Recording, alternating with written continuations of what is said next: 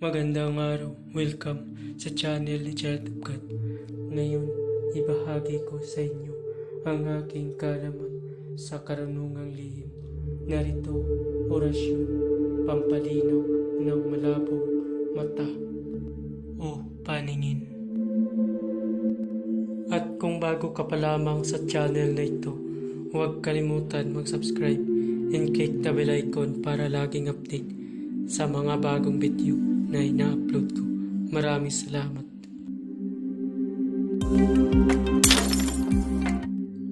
Pamilin, mahalin at pagkaingatan ang bawat ibinabahagi ko sa YouTube channel na ito. Ang kapangyarihan na kapaloob dito ay lubhang may waga. Gamitin lamang sa kabutihan at pagganap ng kalooban ng Diyos. Maginhuwaran at laging isa puso't isip ang 7 layunin. Una, isabuhay ang 4 na gintong simulain, makadiyos, makabayan at makatao, makakalikasan. Pangalawa, isagawa ang pag-ibig sa Diyos, pananampalataya at pag-asa sa pamamagitan ng tiyaga. Pangatlo, isakatuparan ang kabutihan, katuwiran, kalinisan, katotohanan, kadalisayan, kaliwanagan, at kababaan ng kalooban. Pang-apat, ipalaganap ang pagkakaisa, pagmamahalan, pagtulong sa kapwa, pagmimisyon, paglilinis ng sarili at pagbabago na paunlad. Panglima, magkaroon ng paggagalangan, pag-unawaan at pagmamahalan sa isa't isa bilang mga kapatid at kapwa-tao. Pang-anim, maging dakila sa isip, sa salita at gawa para sa Diyos, sa bayan at tao.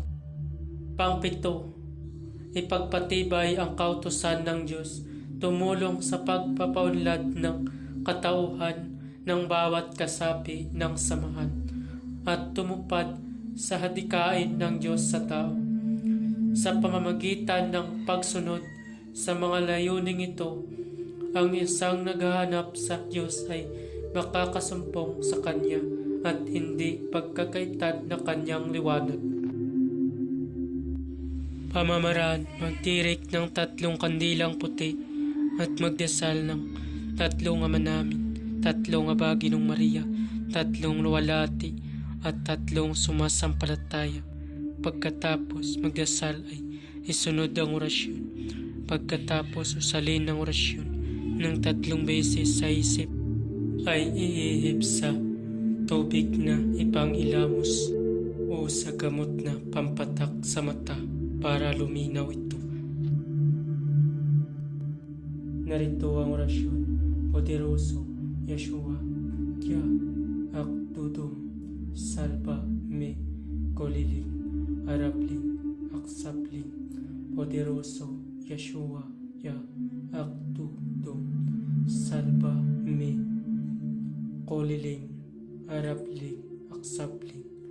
Usalin yan ng 3 beses at iihip sa tubig na ipangilamos o sa gamot na pampatak sa mata. Maraming salamat. Mabala, ang lahat ng orasyon na aking ibinabahagi dito ay lubhang makapangyarihan. Gamitin lamang sa mabuti. Kung sino man ang gumamit sa masama ay mayroong bad karma. Maaari maghirap habang buhay hanggang kamatayan. Maraming salamat po. At kung bago ka pa lamang napadpad sa channel na ito, huwag kalimutan mag-subscribe and click the bell icon para laging update sa mga bagong video. Maraming salamat.